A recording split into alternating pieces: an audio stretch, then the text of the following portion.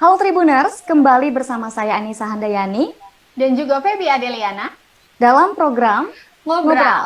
ngobrol Ngobrol di balik balik layar. layar. Tribuners, di era sosial media ini kalian pasti udah nggak asing dong lihat bayi yang baru lahir udah difoto dengan berbagai macam gaya menggemaskan.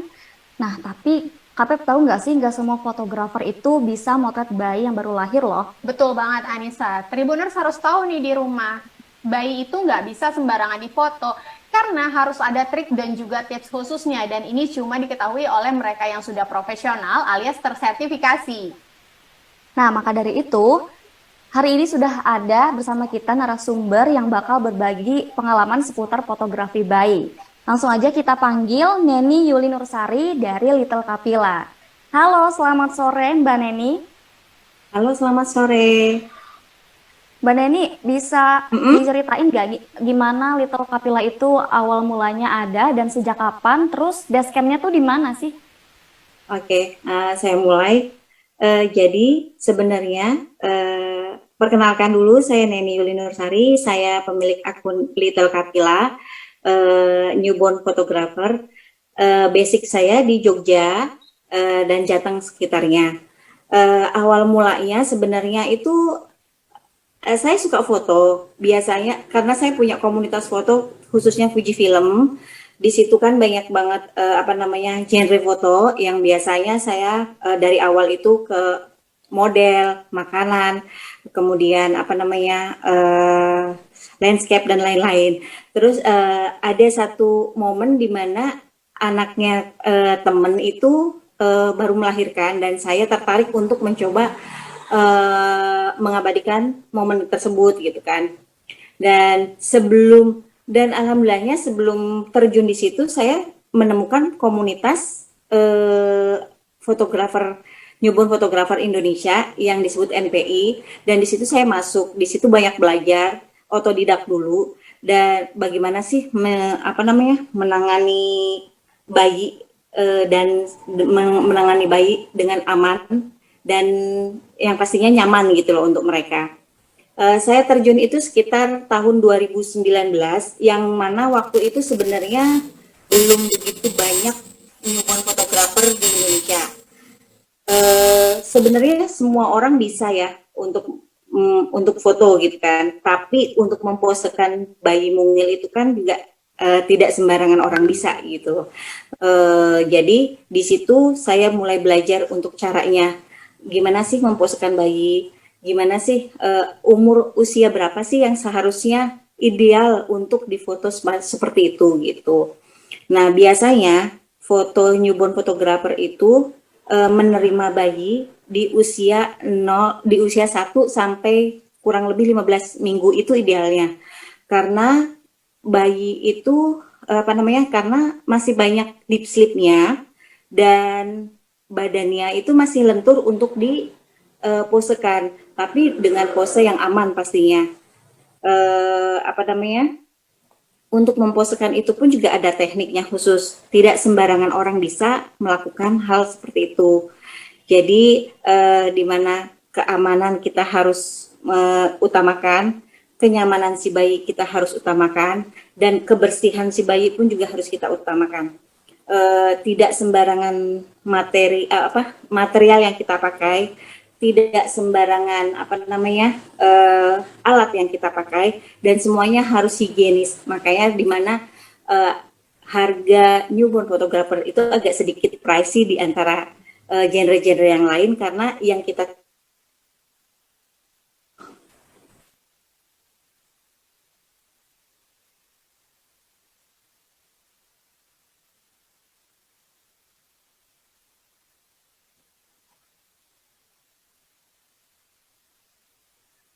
Halo, Ya, ya, mohon maaf Mbak Neni, tadi sepertinya suaranya terputus. oke. Ya, Mbak, Oh, tadi seperti yang Mbak Neni sampaikan juga bahwa tidak sembarangan gitu ya Mbak ya. iya, Dari segi betul. materialnya juga, kemudian kebersihannya, triknya. Nah, itu mungkin bisa disampaikan seperti apa sih Mbak? Karena mungkin untuk orang tua baru masih belum mengerti. Oh gitu. Jadi gini, kalau misalkan kita menangani bayi itu kan memang ada triknya tersendiri. kita harus bisa apa namanya menguasai teknik-teknik dasar anatomi bayi dulu nih, teknik-teknik dasar. Terus cara memposekan itu rata-rata yang diposekan adalah pose saat mereka ada di dalam rahim. Jadi mungkin bagi orang awam atau misalkan mungkin bagi para eyang, simbah keluarga yang lain-lain itu biasanya kan protes karena kok bayi diginiin sih, kok bayi digituin sih, itu kan masih bayi banget itu. Padahal justru dengan wrapping apa dengan bedong yang seperti itu, yang seperti telur itu sebenarnya justru lebih bayi merasa sangat nyaman karena dia merasa sama seperti waktu ada di perut sang ibu gitu. Jadi tidak untuk trik dan untuk trik, kalau untuk triknya sebenarnya yang penting bayi itu nyaman dan tidak ada benda keras di sekitarnya. Misalkan kalau memang ia ada hal di mana kita butuhkan, biasanya main di ganjel apa ya, ganjel busa, ganjel apa namanya, sesuatu yang empuk gitu agar tetap kita utamakan kenyamanan gitu. Iya, Anissa, pantesan kadang kita suka lihat tuh bayi lucu-lucu banget di Instagram ya. Zaman sekarang tuh kayaknya sudah cukup booming gitu ya, Mbak? Iya, sekarang sebenarnya gini, tidak untuk newborn fotografer sendiri tidak ada regulasi yang paten ya Mbak ya untuk untuk melakukan hal ini gitu kan. Karena apa namanya tidak semua orang itu pasti bisa foto, pasti bisa motret, cuma belum tentu bisa untuk memposekan. Cuma kadang oh ya, nakes pun sendiri juga sebenarnya tidak bisa, bukan tidak bisa, tidak ada apa namanya, tidak ada pelajaran khusus untuk memposekan bayi tersebut gitu kan. Cuma kadang sekarang banyak sekali karena ini adalah bisnis yang menjanjikan, jadi banyak sekali sekarang newborn fotografer baru yang akhirnya terjun tanpa melihat keselamatan dan kenyamanan sang bayi gitu. Sebenarnya itu yang diperhatikan sih untuk para calon klien gitu kan.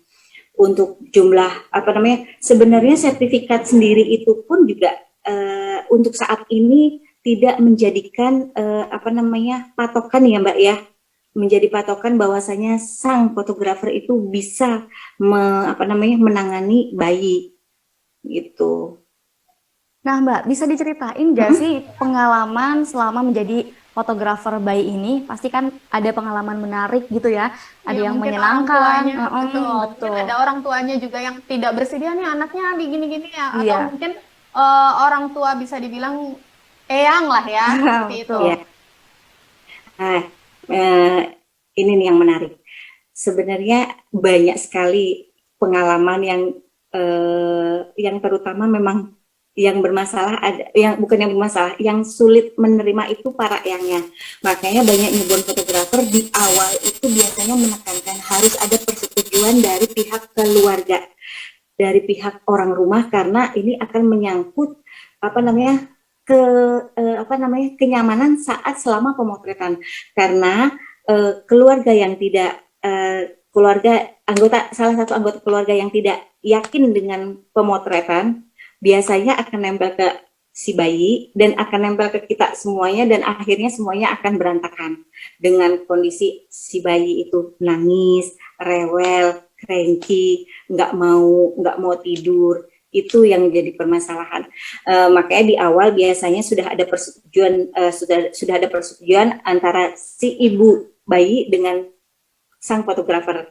Bahwasanya sudah ada apa namanya, eyangnya harus bisa menerima, pihak keluarga yang lain pun juga bisa menerima gitu. Kalau misalkan pengalaman saya sih mungkin hampir semua kali ya.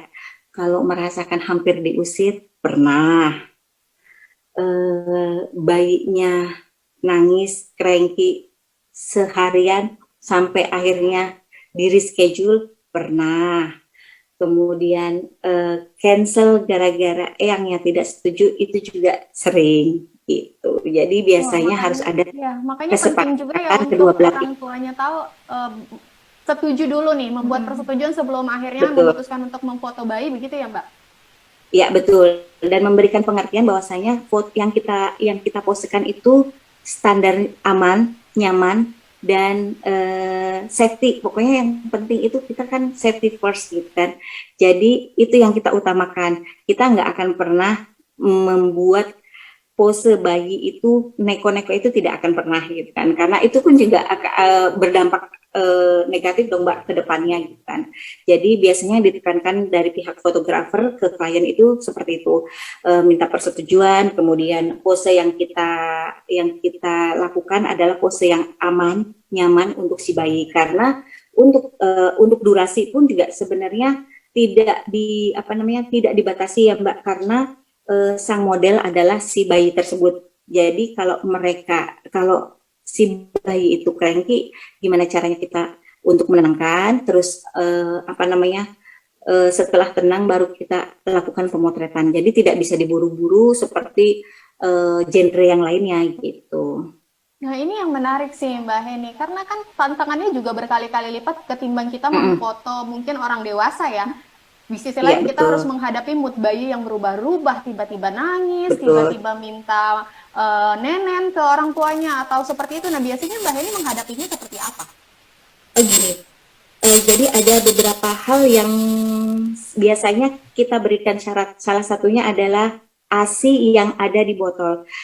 Baik ASI maupun susu formula ya Mbak ya. Kita biasanya tanyakan dulu ke pihak klien, si bayi itu mengkonsumsi susu ASI atau susu formula, dan kami biasanya menyarankan untuk menyediakan itu di botol. Biasanya bagi para ibu-ibu baru itu kan khawatir, takut bingung puting gitu kan biasanya. Untuk bingung puting karena Mbak kalau misalkan nggak nenen langsung itu nanti anaknya bingung puting gitu kan. Sebenarnya nggak perlu khawatir, bingung puting itu kan kalau sering kita lakukan dalam berkali-kali dan berhari-hari. Sedangkan ini kita lakukan hanya pada saat sesi pemotretan. Gunanya adalah agar si bayi itu tidak overstimulus terhadap tangan antara ibu dan sang fotografer. Biasanya kalau misalkan overstimulus terhadap bayi, bayi pun juga akan cranky kan, merasa capek gitu loh. Dipindah lagi ke ibunya untuk menyusui, terus balik setelah tenang baru dibalikan ke kita untuk diposekan, kemudian nangis lagi dibalikan lagi. Kalau kayak gitu terus nanti akan terjadi overstimulus, dan itu akan membuat bayi tidak nyaman pada saat pemotretan.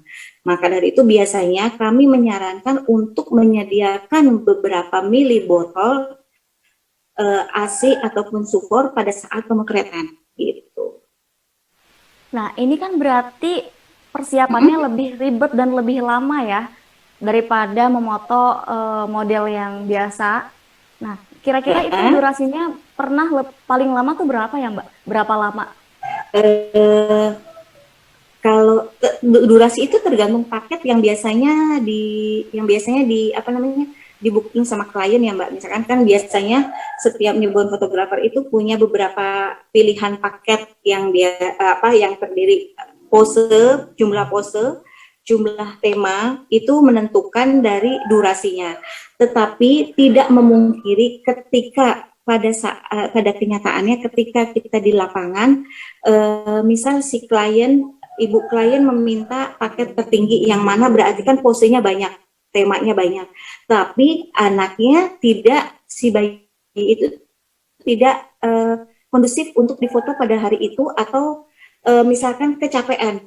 Biasanya kita dengan senang, bukan dengan senang, dengan harus legowo untuk mendowngrade paket yang sudah di booking oleh pihak klien gitu. Itu sebenarnya nggak masalah sebenarnya. Cuma terkadang ada beberapa klien yang memaksakan kehendak atas paket yang sudah disetujui, yang sudah di booking gitu. Padahal terkadang kami yang sebagai newborn fotografer agak sedikit kasihan sih ketika misalkan sang anak sebenarnya tidak apa namanya, tidak siap untuk bukan tidak siap, sudah capek, tapi orang tua masih memaksakan untuk tetap melakukan apa namanya tutup melakukan full tema yang sudah di booking gitu. Berarti tidak mudah juga ya Anissa Betul. ya.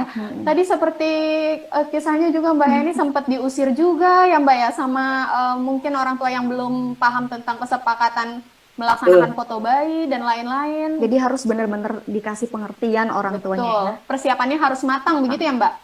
Iya, betul. Jadi di awal itu makanya sekali lagi saya biasanya menekankan untuk para klien itu booking jauh-jauh hari, jauh-jauh bulan sebelum hari H, karena biasanya nanti ada eh, edukasi di awal atau misalkan mempersiapkan segalanya, biar nggak kaget gitu untuk pada saat hari H-nya kami datang itu semuanya sudah oke gitu.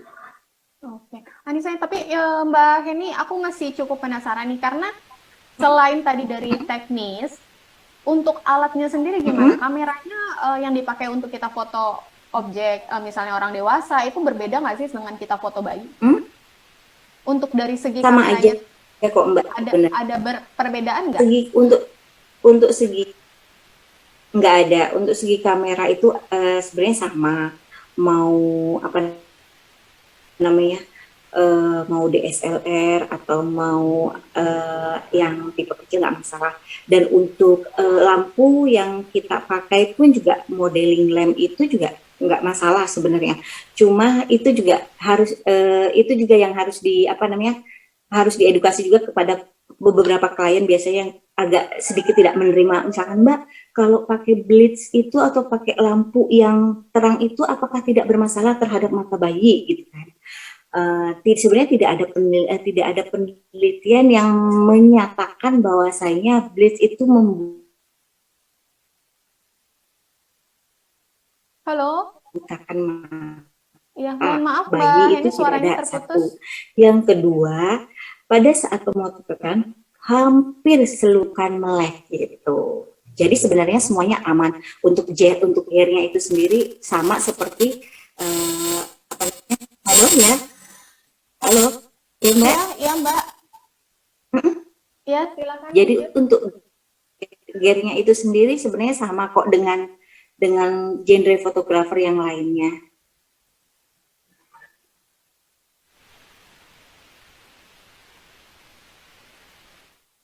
Mbak Heni. Halo Mbak. Ya ya, Ah, iya ya. Mbak tadi Anissa tadi dengar juga ya bahwa ada kriterianya, Nah, tidak sembarangan bayi juga bisa difoto. Artinya tadi kalau nggak salah Mbak Heni bilang dari dari usia usia 15 15 hari ya hari. Mbak ya. Dari usia biasanya dari 1 sampai 15 hari itu usia ideal ya Mbak. Ya, usia ideal. Jadi usia ideal sebenarnya gini, untuk foto itu dari umur berapapun itu bisa difoto. Cuma kalau untuk menghasilkan pose-pose yang lucu, pose-pose saat mereka ada di rahim yang bentuknya itu bulat,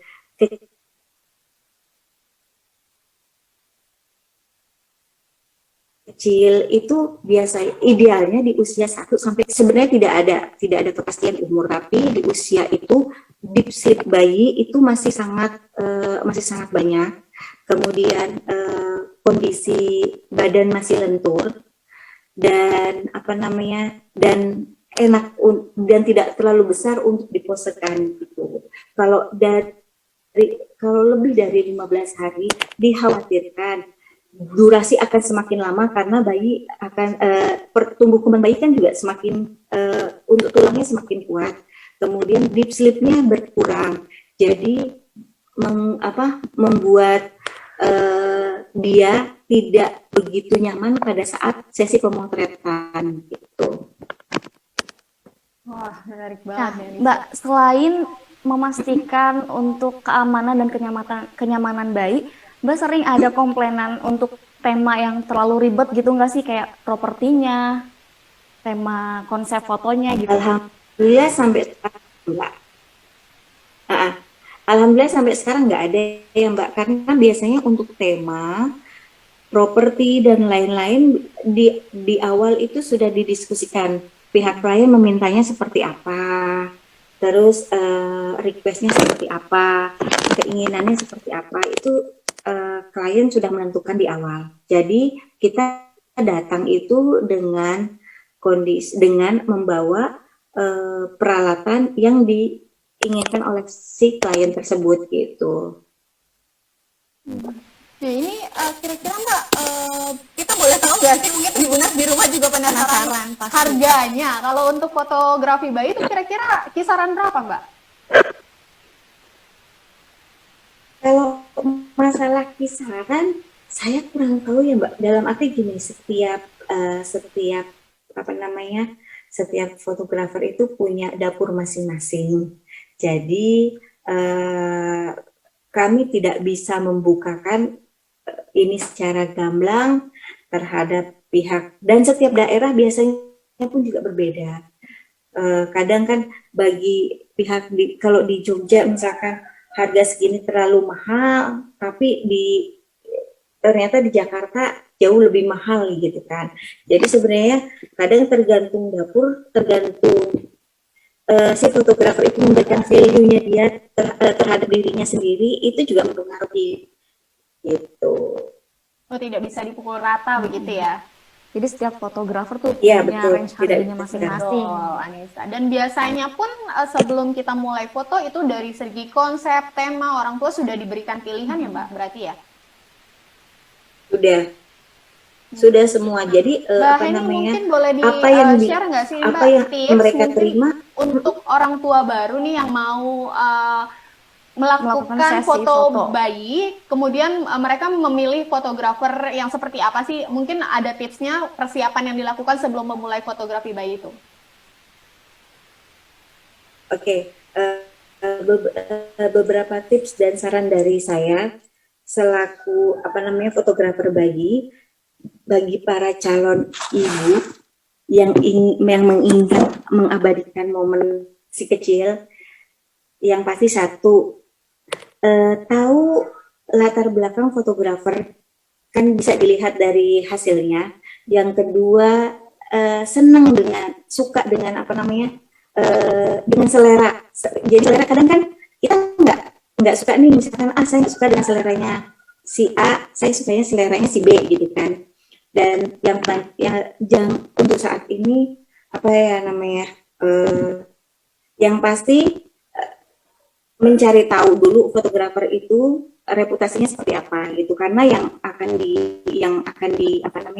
ditangani adalah, yang akan difoto adalah anak kita gitu kan, istilahnya buah hati kita, harta kita nggak mau dong memberikan anak kita ke sembarangan fotografer yang kok kita nggak tahu ya fotografernya seperti apa, kita nggak ngerti ya. Jadi murah itu bukan jadi patokan bahwasanya bakalan wah ini murah nih gitu kan, enggak juga. Jadi yang penting sesuai selera, sama sesuai selera hasil ya Mbak ya, yang biasanya di Instagram ada, sama yang kedua tahu fotografernya itu seperti apa gitu latar belakangnya. Kalau sertifikat saya rasa itu tidak bisa dijadikan patokan untuk saat ini ya, karena sudah banyak sekali sertifikat yang dijual amat sangat murah, dalam arti kita tidak tahu kredibilitas sang fotografer itu seperti apa gitu. Jangan lupa scrolling Instagram dan sosial media dari fotografer, itu yang penting ya Mbak ya. Betul. Jadi sertifikat itu nggak menjamin. Tidak kita tahu gitu kan, sama biasanya dari mulut ke mulut, nggak itu bisa jadi pilihan sih Mbak. Yang pasti selera fotografer itu yang penting. Karena kan zaman sekarang karena lagi boomingnya nih fotografer. Jadi kan banyak sekali fotografer genre lain terjun ke newborn fotografer gitu, karena melihat peluang yang ada. Tapi sangat disayangkan banyak sekali beberapa newborn fotografer yang kok agak sedikit ini ya gitu kan, agak sedikit agak sedikit keliru gitu loh, ada sedikit keliru gitu. Tapi balik lagi itu ke kliennya masing-masing, kita juga nggak bisa menegur satu-satu setiap newborn fotografer. Cuma kan pada akhirnya kita nanti akan teman-teman nih yang seprofesi kan yang akan mendapatkan mencoreng nama baik teman-teman yang lain gitu. Kalau misalkan itu saran saya sih bagi yang ingin terjun ke newborn fotografer, silahkan pelajari lagi dan lagi gitu. Sertifikat itu juga sebenarnya tidak menjadikan patokan, tapi paling tidak sertifikat itu bisa menambal apa-apa yang kita belum bisa gitu. Iya, Mbak Heni menarik sekali, namun sayang sekali bahwa waktu kita Waktunya sudah sudah habis. habis. Mudah-mudahan nanti Oke, kita bisa bertemu di nggak lain apa-apa. kesempatan, Mbak Heni. Terima kasih banyak Senang sudah bisa. bergabung dengan Tribun Jakarta. Terima kasih juga sudah berbagi Oke, pengalaman menariknya ya Mbak ya. oke. Gimana, Anissa? Baik. Wah, jadi ada pengetahuan baru nih ya. Jadi pengen apa nih? Pengen Pengen cepet-cepet punya gak sih? baby? Baiklah Tribuners, sudahi dulu sesi diskusi kita kali ini karena nanti kita akan ketemu lagi di episode selanjutnya. Selanjutnya. Jangan lupa saksikan terus Ngobrol Tribun Jakarta alias Ngobrol di balik layar.